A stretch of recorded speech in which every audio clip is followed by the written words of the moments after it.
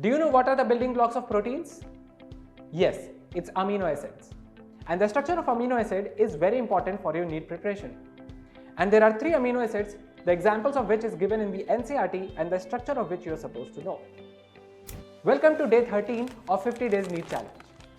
So let's see that the basic structure of amino acid looks something like this, where you can see there is a carbon which is attached to one hydrogen, one amino group, one carboxylic acid group, and there is one variable R group. It's called as variable group because this group changes in different amino acids. As you're already aware that there are 20 different types of amino acids in human. So this R group can be as simple as hydrogen, it can be a methyl group, or it can be hydroxymethyl group. These are the 3 different amino acids, the structure of which is given in the NCERT. And I'll show you the structure as well.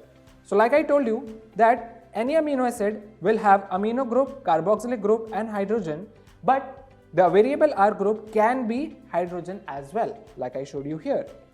So when the variable R group is also hydrogen, this is called as the simplest amino acid, the name of which is glycine. But when this variable R group is a methyl group, then it's called as alanine.